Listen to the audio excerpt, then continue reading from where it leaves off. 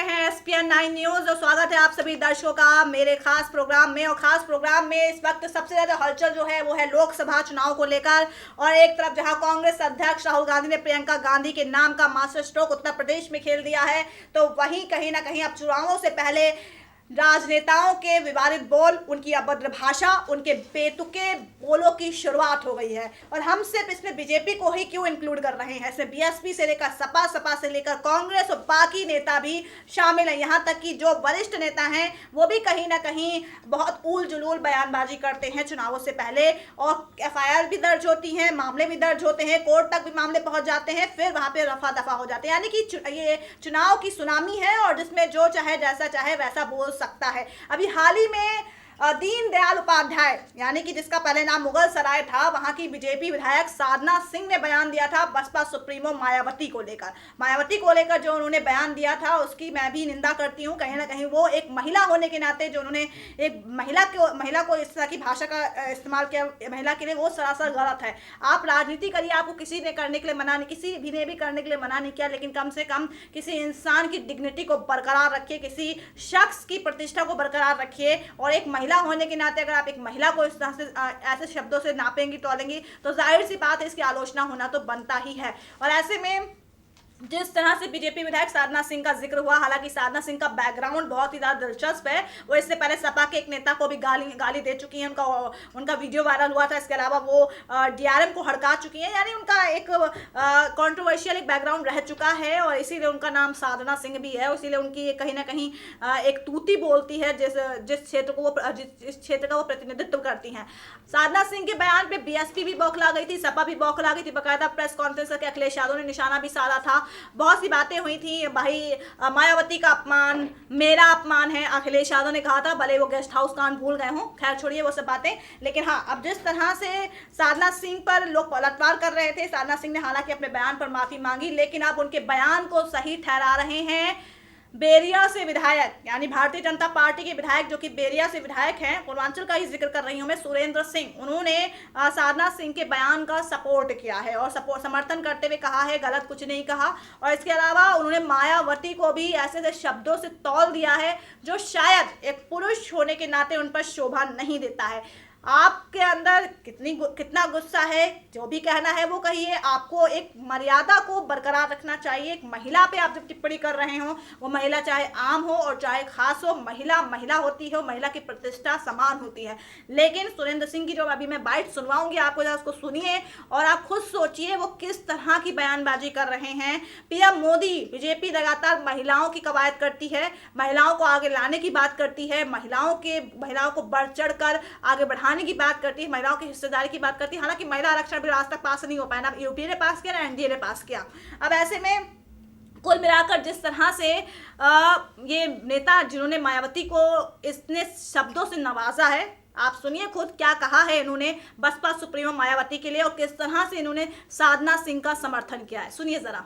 साधना सिंह ने जो आरोप लगाया है, देखिए मायावती जी हमारी महिला हैं, उसमें कोई संदेह की बात थोड़ी ना है, लेकिन उस स्वभाव को वर्णन किया है कि किन्नर का स्वभाव है उसका।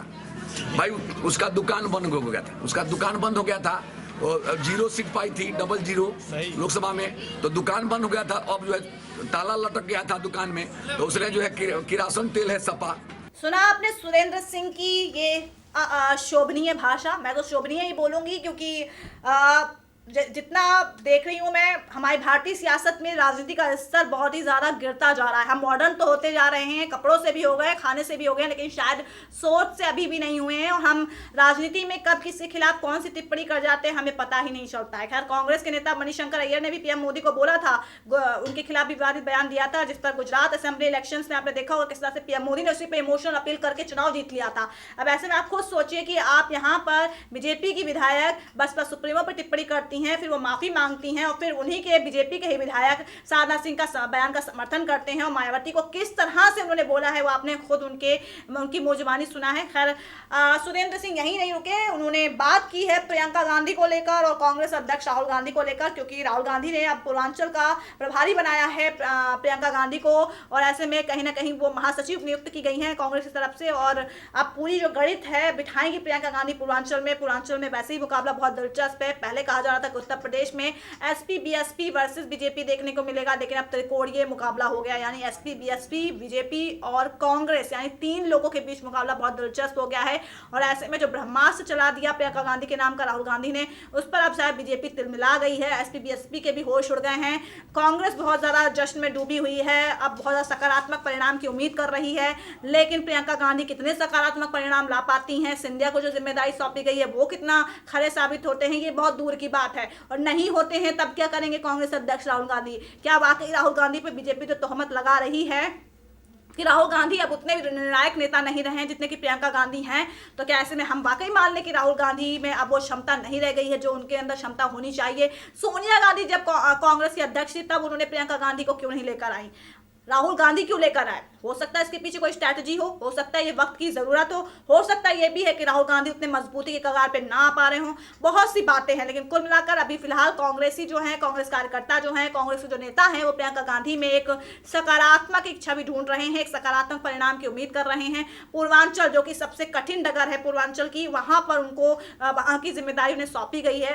और पूर्वांचल के बेरिया से विधायक है सुरेंद्र सिंह, उन्होंने भी हमेशा ही राहुल गांधी के खिलाफ तल्ख टिप्पणी की है। उन्होंने राहुल गांधी के खिलाफ फिर से विवादित बयान दिया है, उन्हें इटली का राजकुमार कहा है, इसके अलावा और भी बातें कही हैं जो कि शायद आप खुद सुने तो ज़्यादा बेहतर होगा। और इसके अलावा प्रियंका गांधी को लेकर भी उन्होंने कहा है कि हमेशा ही कांग्रेस में देखा गया है कि एक बागडोर जो है चलती आ रही है, परिवारवाद चलता आ रहा है, कोई इसमें अलग बात तो है नहीं। तो ऐसे में सुनिए सबसे पहले कि प्रियंका गांधी और राहुल गांधी को लेकर सुरेंद्र सिंह ने क्या कुछ कहा है। कांग्रेस या अन्य कोई भी पार्टी ले लीजिए, भारतीय जनता पार्टी को छोड़ करके वहाँ कोई मानक, किसी नेता के बारे में कोई मानक और कोई योग्यता का प्रश्न नहीं है। उस परिवार का कौन व्यक्ति है वो वारासती पार्टी है सब। जैसे राजस्व विभाग में खेत का वारासत हो जाता है कि पिता मर जाता है ना तो बेटा का नाम चढ़ जाता है, तो ठीक उसी तरह से कांग्रेस हुआ, सपा हुआ, बसपा हुआ, ये वारासती पार्टी है। उसका नेता हटेगा, कमजोर होगा या दुर्बल हो गया तो दूसरे उसके बाद का परिवार का होगा वो नेता बन जाएगा। यहाँ कोई योग्यता और योग्यता की बात नहीं है। तो ऐसे लोग देश चलाने वाले नहीं होते। ये परिवार चला सकते हैं, देश नहीं चला सकते। ये शुद्ध रूप से इनकी मानसिकता और संस्कृति विदेशों में बसती है। आज की जो प्रियंका मान लीजिए और राहुल क्या है, आप देखे होंगे कभी भी यहाँ देश पर जो है सैनिकों के साथ युद्ध होता है, वो जाकर के इटली में रैलियां मनाता है। ऐसे लोग क्या देश की सेवा करेंगे? देश की सेवा वो करता है कि दिवाली के दिनों में भी भारत के सैनिकों के साथ जाकर के होली और दिवाली मनाता है। ऐसे लोग भगवान को रखते हैं। अखिलेश क्या है? राष्ट्रीय अखिलेश जी समाजवादी पार्टी के राष्ट्रीय अध्यक्ष हो गए। पिताजी चाहते रह गए, उनको हटा दिया गया। वो पता चला कि उनके जीते जिंदगी ही उनको तिलांजलि दे दिया गया। तो ये कौन सी परंपरा है बताइए? सभी पार्टी के कार्यकर्ता कहते थे कि अखिलेश अभी भाई पिताजी को रहने दीजिए अध्यक्ष, लेकिन वहाँ तो ये है भाई, आप देखे होंगे ये देश की पहली पार्टी है। एक बार ऐसा समय था जब आदरणीय मुलायम सिंह यादव राष्ट्रीय अध्यक्ष थे और प्रदेश अध्यक्ष कौन था? तो अखिलेश यादव जी। प्रवक्ता कौन था? तो रामगोपाल यादव जी। महासचिव कौन था? तो धर्मेंद्र यादव जी। कोषाध्यक्ष कौन था? तो डिम्पल यादव जी। और महामंत्री कौन था? तो प्रतीक यादव जी, तो रेशमा यादव जी। यदि भगवान उनके परिवार में 200-400 लड़का दे दें तो पता चलेगा कि ब्लॉक अध्यक्ष भी दूसरा बनने वाला नहीं। तो सुना आपने बीजेपी विधायक सुरेंद्र सिंह का बसपा सुप्रीमो मायावती के लिए कितना बेहतरीन बयान था, तो वहीं प्रियंका गांधी और राहुल गांधी के लिए उन्होंने किस तरह के शब्दों का इस्तेमाल किया और साफ साफ बयां कर रहा है कि पूर्वांचल का गणित अब बहुत ज़्यादा दिलचस्प हो रहा है। और सुरेंद्र सिंह के बारे में थोड़ा सा आपको बता दूं कि सुरेंद्र सिंह इससे पहले भी कई विवादास्पद बयान दे चुके हैं। इसके अलावा जो उन्नाव के विधायक थे, जब उन पर रेप केस में वो फंसे थे, तब भी इन्होंने, बीजेपी विधायक थे, उनका समर्थन किया था और बहुत ही गंदी भाषा का इस्तेमाल किया था महिलाओं के लिए। तो सुरेंद्र सिंह का कोई आज का तो बैकग्राउंड है नहीं, इससे पहले भी कई बार जो है विरोधी नेताओं के खिलाफ तल्ख बयानबाजी कर चुके हैं, लेकिन फिर भी इतना कहने के बावजूद भी बीजेपी आलाकमान इनके खिलाफ कोई भी फैसला नहीं लेता है। और बीजेपी ये कह के तरका देती है, या बाकी जो अन्य पार्टियां भी हैं वो कहती हैं हमारा इस बयान से कोई सरोकार नहीं है। खैर, सरोकार है नहीं, आपकी ही पार्टी के विधायक और नेता हैं, आप कहते हैं सरोकार नहीं है। उसे बीजेपी पे ही क्यों मैं कह रही हूँ, कांग्रेस का भी यही कहना था। मणिशंकर अय्यर ने जब पीएम मोदी के खिलाफ तल्ख बयान दिया था। इसके अलावा शरद यादव का भी संसद में एक बार बहुत ही घटिया बयान सामने आया था, आपने सुना होगा, महिलाओं को लेकर उन्हें बहुत ज्यादा अजीबोगरीब टिप्पणी कर दी थी। तो ऐसा आप सोच सकते किस तरह से हमारे राजनेता ने तो इतने वरिष्ठ होकर पहुंच जाते हैं संसद में और एक क्षेत्र का प्रतिनिधित्व करते हैं, लेकिन उन्हें महिलाओं का सम्मान करना शायद नहीं आता है और ना ही किसी भी संवैधानिक पद पर बैठे शख्स का सम्मान करना आता है। पीएम मोदी देश के प्रधानमंत्री हैं और हमें सोचना चाहिए कि उनकी गरिमा है, उनकी प्रतिष्ठा है, और भले ही राजनीतिक स्तर पर आप कुछ भी टीका टिप्पणी करिए, वो चलता है, हर कोई करता है, लेकिन किसी की व्यक्तिगत चीज़ों पर कमेंट करना बहुत सरासर गलत है और किसी पे एकदम ऐसा कमेंट कर देना, तो जाहिर सी बात है कि संवैधानिक पद पर बैठा शख्स, उसकी भी एक प्रतिष्ठा होती है, उसको सोच समझकर ही उस पर निशाना साधना चाहिए। लेकिन फिर भी नेताओं को पता होता है सब कुछ और जानबूझकर भी ये लोग काम ऐसा करते हैं, ऐसे बयान देते हैं। खैर, बात कर रहे हैं हम प्रियंका गांधी को लेकर, तो ऐसे में अब जिस तरह से पूर्वांचल की गणित में मैंने अभी आपको बताया कि पूर्वांचल की गणित बहुत दिलचस्प है और ऐसे में जिस तरह से बीजेपी का वहां पर दबदबा देखने को मिला है, तो अब प्रियंका गांधी के आने से वहां पर अब किस तरह से कांग्रेस का बेड़ा पार होगा ये अभी हम नहीं कह सकते हैं। लेकिन हाँ, मार्च के पहले हफ्ते में पूरी तरह से खबर पुख्ता नहीं है, लेकिन चुनाव आयोग की तरफ से लोकसभा चुनावों के लिए तारीखों का ऐलान हो सकता है, क्योंकि किसी भी हालत में मार्च में शायद वहां पर वोटिंग शुरू हो जाएगी, अप्रैल तक वोटिंग खत्म भी हो जाएगी, और क्योंकि मई में सरकार बननी बिल्कुल तय मानी जा रही है। तो ऐसे में अब देखना होगा किस तरह से अब रैलियों का आगाज होता है, देखना ये होगा किस तरह से नेताओं के बेतुके बोलों की शुरुआत होती है। अभी तो सिर्फ साधना सिंह, अभी बीजेपी के ही नेता खुलकर सामने आ रहे हैं, अभी इसमें और भी दल हैं, हम सिर्फ बीजेपी को नहीं बोल सकते, अभी कांग्रेस भी है, इसमें बीएसपी भी है, बीएसपी भी है, बाकी सभी नेता हैं। तो ऐसे में से हम बीजेपी को नहीं बोल सकते, क्योंकि साधना सिंह के बयान पर तो बीएसपी नेता ने भी कहीं ना कहीं कटाक्ष किया था, आप अगर एक गलत है तो फिर आप उसी के धर्रे पर क्यों काम कर रहे हैं। तो जाहिर सी बात है, लेकिन कुल मिलाकर अब देखना होगा कि जिस तरह से बेतुके बोलों की शुरुआत हो गई है, अब और कितने बयान हमें सुनने को मिलते हैं और कितने कंट्रोवर्शियल स्टेटमेंट आते हैं। अभी सियासी गलियारों में कितने विवादित बयानों से सुर्खियां मिलती हैं नेताओं को, क्योंकि कभी कभी नेता खुद को चर्चाओं में लाने के लिए भी बेतुकी टिप्पणी कर देते हैं और पार्टी आलाकमान उनके खिलाफ एक्शन लेता भी है, लेकिन बाद में सब कुछ कहीं ना कहीं ढाक के तीन पात ही साबित होता है। तो दर्शकों, देखते हैं आगे क्या क्या होता है।